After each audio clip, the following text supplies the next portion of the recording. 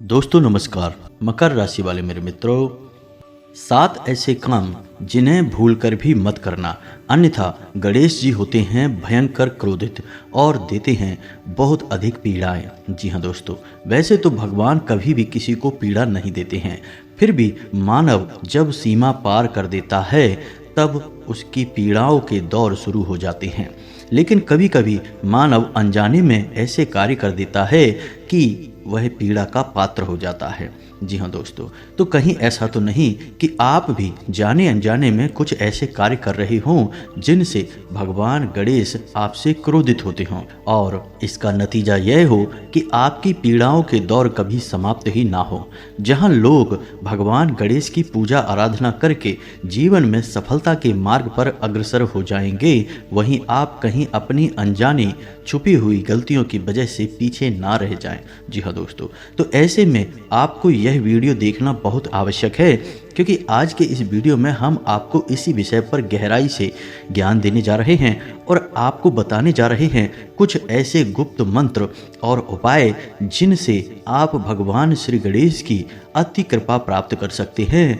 और आपको यह भी याद रखना होगा दोस्तों कि भगवान गणेश बुध के अधिपति हैं, ये यूँ कहें कि बुध ग्रह के देवता हैं और बुध ग्रह आवक का, आमदनी का ग्रह माना जाता है। आपके कार्यस्थल पर आपके बौद्धिक स्तर को बनाए रखने का कार्य करता है।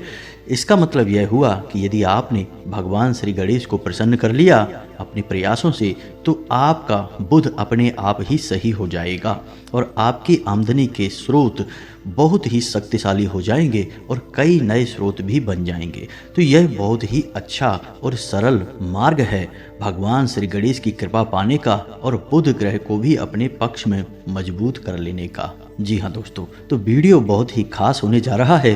पूरा वीडियो देखना है, धैर्य के साथ देखना है। यदि वीडियो लंबा भी हो जाता है तो आप इसे ज्ञान प्राप्ति के लिए अपना समर्पण मानकर धैर्य के साथ वीडियो को देखें। आपको निश्चित तौर पर हम गारंटी देते हैं कि कुछ ना कुछ नया सीखने को अवश्य मिलेगा और हो सकता है कि आपको अपनी छुपी हुई कुछ ऐसी बड़ी गलतियों के बारे में भी पता चल जाए जिन्हें आप सुधार कर अपने जीवन में एक बड़ा बदलाव लेकर आ पाएं। जी हाँ दोस्तों, तो चलिए वीडियो की शुरुआत करते हैं। लेकिन इससे पहले आपसे एक निवेदन है कि कमेंट में पूरे भक्ति भाव के साथ जय माँ भद्रकाली लिखना ना भूलें। आपको माँ भद्रकाली की सीधी कृपा प्राप्त होगी। साथ ही साथ श्री गणेशाय नमः भी अवश्य लिखें, क्योंकि गणपति आपको कुछ देने के लिए आए हैं, आपके उद्धार के लिए, आपके जीवन से कष्टों को दूर करने के लिए आए हैं। तो आपको गणपति के आशीर्वाद की भी बहुत आवश्यकता है। जी हाँ दोस्तों, हिंदू धर्म में भगवान गणेश का स्थान अन्य सभी देवी देवताओं से अलग है। भगवान श्री गणेश की महिमा बहुत बड़ी है। बहुत जल्दी प्रसन्न होने वाले, भक्त वत्सल और प्रथम पूज्य का अधिकार पाने वाले, जो कि स्वयं भगवान भोलेनाथ ने इन्हें दिया था। यदि अपने भक्त पर प्रसन्न हो जाएं तो उसकी हर एक मनोकामना की पूर्ति करने वाले, रिद्धि सिद्धि के दाता भगवान श्री गणेश को प्रसन्न करना बहुत ही आसान है। यदि आप चाहें तो भगवान श्री गणेश को कुछ ही प्रयासों से प्रसन्न कर सकते हैं और अपनी हर एक मनोकामना की पूर्ति करा सकते हैं। जी हाँ दोस्तों, याद रखें कि भगवान श्री गणेश का संबंध बुध ग्रह से है, यानी बुध ग्रह के देवता हैं। तो आपको जब भगवान श्री गणेश की कृपा प्राप्त होगी तो आपका धन दौलत से नाता अपने आप ही जुड़ जाएगा। जी हाँ दोस्तों, आपने अक्सर देखा होगा कि माता लक्ष्मी की तस्वीर में भगवान श्री गणेश अवश्य मौजूद रहते हैं। तो इसका मतलब यह हुआ कि यदि आपने भगवान श्री गणेश को प्रसन्न कर लिया तो आपके घर में माता लक्ष्मी निर्बाध रूप से आएंगी और लक्ष्मी का बहाव और ठहराव आपके घर में निश्चित तौर पर रहेगा। लेकिन इसी बीच होता यह है कि कभी कभी इंसान ऐसे कार्य करने लगता है जिससे गणपति बहुत नाराज हो जाते हैं। तो चलिए आपको बता दें कि कौन से हैं वो कार्य जिन्हें आपको भूलकर भी नहीं करना है, वरना गणेश जी आपसे बहुत क्रोधित होंगे। जी हाँ दोस्तों, तो सबसे पहला कार्य यह है कि आपको भूलकर भी गणेश जी की पूजा में तुलसी अर्पित नहीं करनी है। जी हाँ दोस्तों, शास्त्रों में एक कथा है जिसमें यह बताया गया है कि एक बार भगवान गणेश तपस्या में लीन बैठे हुए थे और तुलसी वहां से गुजर रही थी तो वे भगवान गणेश पर मोहित हो गईं और उनसे विवाह की कामना प्रस्तुत की। लेकिन भगवान गणेश उस समय तपस्या में लीन थे और उन्होंने माता तुलसी से अपने बाल ब्रह्मचारी होने का कहकर वहां से चले गए। इससे भगवान गणेश की तपस्या भंग हो गई और भगवान गणेश तुलसी से नाराज भी हो गए। अब यदि ऐसे में आप भगवान श्री गणेश के ऊपर तुलसी अर्पित करेंगे तो फिर से भगवान गणेश नाराज होंगे और इस बार गणपति के क्रोध का भाजन आप बनेंगे। जी हाँ दोस्तों, कथा हमने थोड़ी सी संक्षिप्त में ही समझाई है। वैसे यह कथा बहुत बड़ी है, लेकिन पूरी कथा बताएंगे तो वीडियो बहुत लंबा हो जाएगा। जी हाँ दोस्तों, तो आप बस इतना मानकर चलें कि भूल कर भी तुलसी भगवान गणेश की पूजा में उपयोग नहीं करेंगे। अब बताते हैं अगली चीज। तो अब ध्यान से सुनिए कि दूसरी कौन सी चीज है जो गणपति पर आपको भूल कर भी नहीं चढ़ानी है। सफेद रंग की कोई भी वस्तु आप गणपति पर नहीं चढ़ा सकते हैं। जी हाँ दोस्तों, अब सफेद रंग की वस्तुओं में ऐसा क्या है कि गणपति नाराज हो जाएंगे। तो अब ध्यान से सुनो, हमारे शास्त्रों में एक कथा मिलती है जिसमें वर्णन मिलता है कि एक बार चंद्रदेव ने भगवान गणेश के गज स्वरूप का उपहास उड़ाया था, जिससे भगवान गणेश बहुत क्रोधित हुए और क्रोधित होते ही उन्होंने चंद्रमा को श्राप दे दिया कि जिस खूबसूरती पर वह इतना इतरा रहा है वह खूबसूरती उसकी समाप्त हो जाएगी। साथ ही साथ भगवान गणेश ने चंद्रमा से हर एक संबंध को समाप्त भी कर दिया था। अब इसका नतीजा यह हुआ कि गणपति की पूजा में चंद्र से जुड़ी कोई भी वस्तु नहीं चढ़ाई जाती है और सफ़ेद रंग का संबंध चांद से माना जाता है। जी हाँ दोस्तों, बात केवल इतनी ही नहीं है, बात इससे आगे भी गई और शास्त्रों में इतना तक कहा गया कि हर महीने की चतुर्थी तिथि को चांद के दर्शन करने वाला इंसान पर भगवान गणेश बहुत नाराज होते हैं, क्रोधित होते हैं। जी हाँ दोस्तों, तो अब आपको ध्यान देना है कि आपको गणपति की पूजा में कोई भी सफ़ेद रंग की वस्तु नहीं चढ़ानी है और ना ही आपको चतुर्थी के दिन चांद के दर्शन करने हैं। चतुर्थी के दिन ही तो भगवान श्री गणेश का प्राकट्य हुआ था। जी हाँ दोस्तों, अब बात करते हैं तीसरी चीज जो आपको भूलकर भी गणपति की पूजा में उपयोग में नहीं लेनी है। तीसरी चीज है केतकी का फूल और बासे मुरझाए हुए फूल। जी हाँ दोस्तों, फूलों के मामले में दो बातें हैं। पहली यह कि केतकी के पुष्प को स्वयं भगवान भोलेनाथ ने श्राप दिया था। भगवान भोलेनाथ पर भी केतकी के पुष्प नहीं चढ़ाए जाते हैं, यह बात आप जानते ही हैं। तो जो पुष्प भगवान भोलेनाथ पर नहीं चढ़ाए जा सकते हैं वे पुष्प गणेश जी पर किसी भी हालत में नहीं चढ़ाए जा सकते हैं। अब दूसरी बात कि बासे और मुरझाए हुए पुष्प, बासे और मुरझाए हुए पुष्प ना केवल गणपति पर बल्कि किसी भी अन्य देवी देवता पर नहीं चढ़ाए जाने चाहिए। जी हाँ दोस्तों, मुरझाए हुए पुष्प मृत्यु का प्रतीक होते हैं और मृत्यु का प्रतीक कोई भी वस्तु किसी भी देवी देवता पर नहीं चढ़ाई जाती है तो गणपति पर भी नहीं चढ़ानी है। तो आपको इस बात का ख्याल रखना है कि जो भी पुष्प आपने चुने हैं भगवान श्री गणेश की पूजा में वे ताजे होने चाहिए और मुरझाए हुए नहीं होने चाहिए। अब बात करते हैं अगली चीज जो आपको भूलकर भी नहीं चढ़ानी है, लेकिन अक्सर गलती से ऐसा हो जाता है। चावल का हिंदू धर्म में पूजा पाठ में बहुत अधिक प्रयोग किया जाता है और इसे अक्षत कहा जाता है। दोस्तों, यह एक दैवीय आहार है और बहुत पूजनीय है। चूंकि इसका नाम अक्षत है तो इसका मतलब यह हुआ कि जिसका क्षय ना हुआ हो। अब ऐसे में आपको भूलकर भी टूटे हुए चावल भगवान श्री गणेश की पूजा में प्रयोग नहीं करने हैं। यदि आप ऐसा करते हैं तो आप पर भगवान श्री गणेश की कृपा दृष्टि हट सकती है और क्रोध दृष्टि आ सकती है। तो आपको इस बात का ख्याल रखना है। जी हाँ दोस्तों, साथ ही साथ आपको इस बात का भी ख्याल रखना है कि चावल गीले ही हों। सूखे चावलों का प्रयोग गणपति की पूजा में हरगिज नहीं करना है। जी हाँ दोस्तों, अब अगली चीज जिसका आपको ध्यान देना है कि आप भगवान गणेश पर न चढ़ाएं, वह रहेगी मोर या सर्प से जुड़ी कोई भी वस्तु। जी हाँ दोस्तों, अब ऐसा क्यों? क्योंकि भगवान श्री गणेश के वाहन मूषक महाराज हैं और मूषक महाराज की शत्रुता मोर से और सर्प से दोनों से ही है। तो यदि आप इन दोनों से जुड़ी हुई कोई भी चीज़ जैसे मोर पंख हुआ या फिर कोई और सर्प का प्रतीक आप भगवान गणेश पर चढ़ाते हैं तो इससे भगवान गणेश को पीड़ा पहुंचती है। परेशानी होती है और इससे आप भगवान श्री गणेश की कृपा का पात्र नहीं बनते हैं। तो आपको इस बात का ध्यान देना है कि गलती से भी आप कोई भी मोर से जुड़ी या सर्प से जुड़ी चीज़ें भगवान गणेश को ना चढ़ा दें। अब आपके मन में यह एक प्रश्न अवश्य आ रहा होगा कि भगवान गणेश का दिन बुधवार ही क्यों माना जाता है। तो इसके पीछे भी शास्त्रों में एक कहानी है, आपको बता देते हैं, क्योंकि आपको विषयों के बारे में संपूर्ण ज्ञान होना बहुत आवश्यक है। तो आपको बता दें कि जिस समय माता पार्वती की कृपा से भगवान श्री गणेश उत्पन्न हुए थे, उस समय बुधदेव कैलाश धाम पर भगवान भोलेनाथ के दर्शन करने आए हुए थे और वहीं पर मौजूद थे।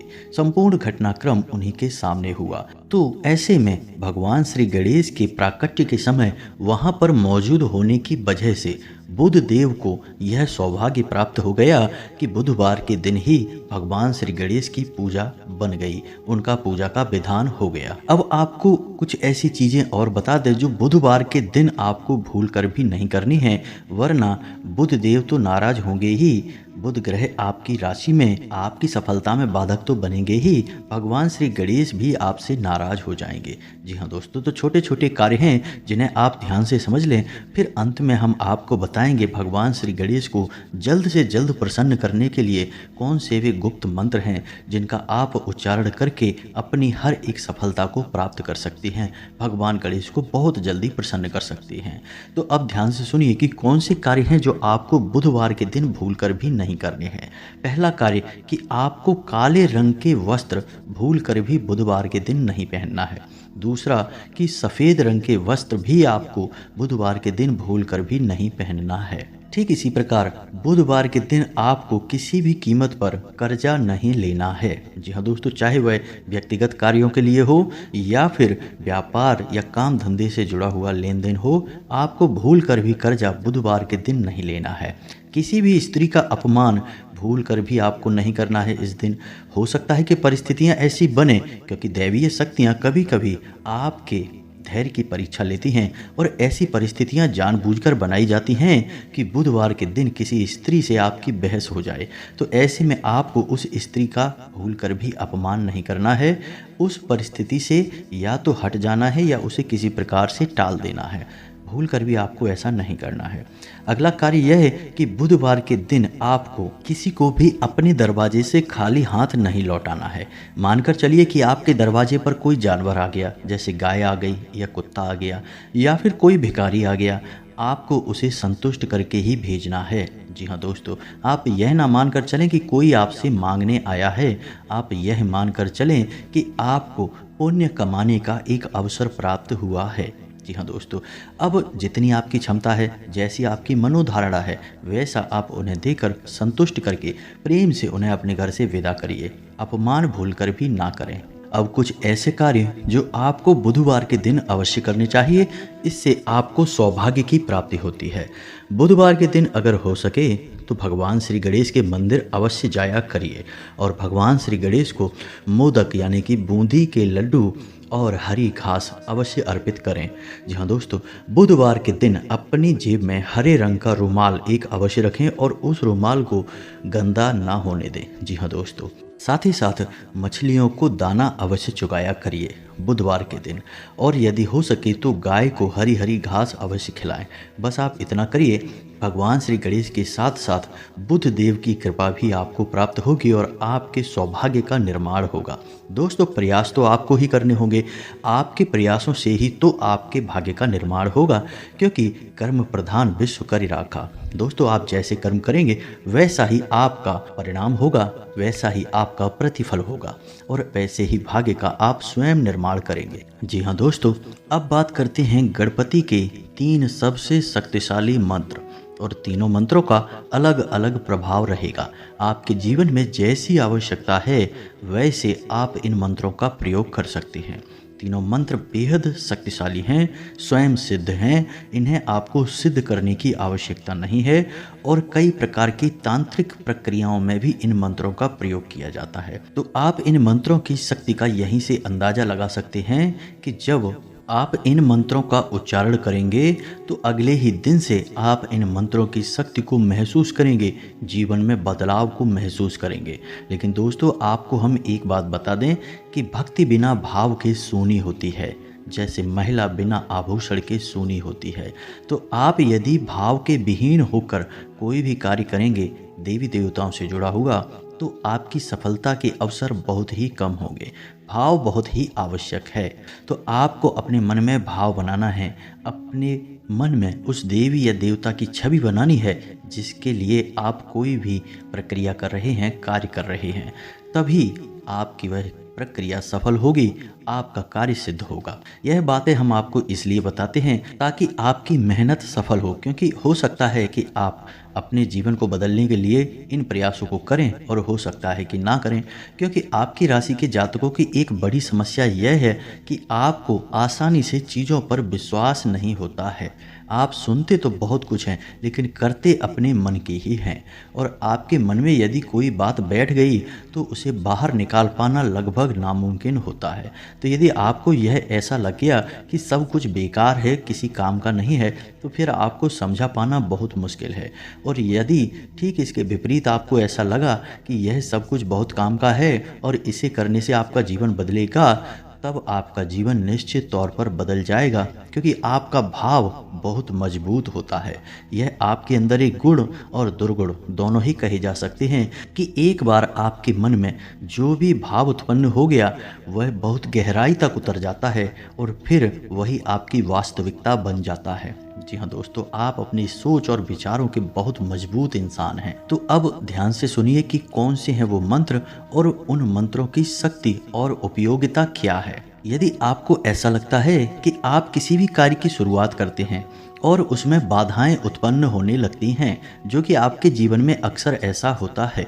मान के चलिए कि आपने कोई व्यापार किया तो शुरुआत में आपको लाभ होता है, लेकिन धीरे धीरे वह लाभ कम होना शुरू हो जाता है, यानी आपकी उन्नति में बाधाएं उत्पन्न होने लगती हैं।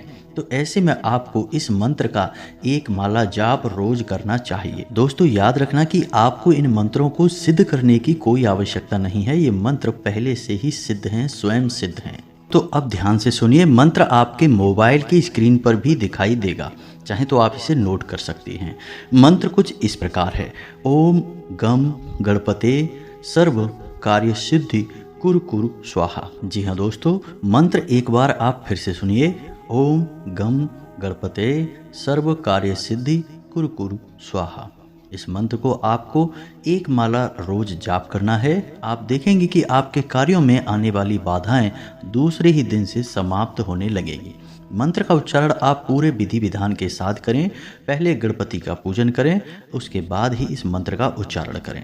जी हाँ दोस्तों, यदि आप एक माला जाप नहीं कर सकते हैं तो 11 मंत्र जाप कर सकते हैं या 21 मंत्र जाप कर सकते हैं। जितना भी आप करेंगे आपको लाभ ही प्राप्त होगा। लेकिन मंत्र एक दवा के समान होता है। आप यदि सही मात्रा लेंगे तो आपको लाभ बहुत जल्दी ही प्राप्त होगा। और एक माला जाप एक सही मात्रा है जो हर एक मंत्र की निश्चित की गई है हमारे शास्त्रों के अनुसार। जी हाँ दोस्तों, अब अगला मंत्र। यदि आपके जीवन में पैसे रुपए को लेकर बहुत समस्याएं चल रही हैं, पैसा आता ही नहीं है, और यदि आता भी है तो वह रुकता नहीं है, किसी न किसी बहाने से कारण से बाहर चला जाता है, आप रोक नहीं पा रहे हैं, पैसे को लेकर आपके मन में चिंताएं बनी रहती हैं, मानसिक पीड़ाएं रहती हैं, तो आप इस मंत्र का नित्य जाप कर सकते हैं। मंत्र आपके मोबाइल की स्क्रीन पर दिखाई देगा, आप ध्यान से सुने। ओम नमो गणपते कुबेर यज्ञको फट स्वाहा। मंत्र एक बार फिर से सुने, ध्यान से सुने। ओम नमो गणपते कुबेर यज्ञको फट स्वाहा। इस मंत्र का एक माला जाप करना है। आप देखेंगे कि अगले ही दिन से आपकी रुपए पैसे को लेकर समस्याएं धीरे धीरे हटने लगेगी।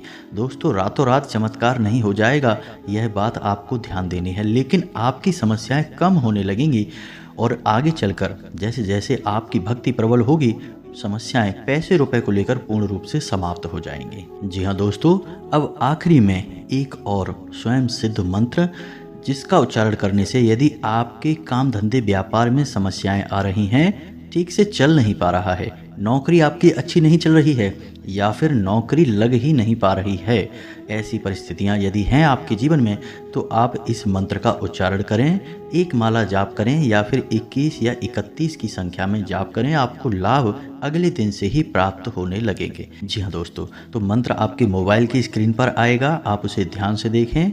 ओम ह्रीम ग्रीम ह्रीम। जी हाँ दोस्तों, 4 अक्षरों का यह मंत्र है लेकिन बेहद शक्तिशाली है। जी हाँ दोस्तों, मंत्र एक बार फिर से सुने। ओम ह्रीम ग्रीम ह्रीम। इस मंत्र का आप उच्चारण करें, आप इसके प्रभाव को खुद महसूस करें, फिर कमेंट करके हमें बताएं कि क्या आपके जीवन में अंतर आए हैं। जी हाँ दोस्तों, कुछ कमेंट ऐसे आते हैं जिनको पढ़कर हंसी आती है, क्योंकि कभी तो लोग कहते हैं कि केवल मंत्र से अगर नौकरी लग जाए तो कोई बेरोजगार ना रहे। दोस्तों, यह बात सही है कि मंत्र से नौकरी नहीं लगेगी, क्योंकि आपका भाव जितना प्रबल होगा आपका प्रतिफल भी उतना ही मजबूत होगा और उतना ही प्रबल होगा। आपके भाव पर सब कुछ निर्भर करता है, हम यह पहले ही कह चुके हैं।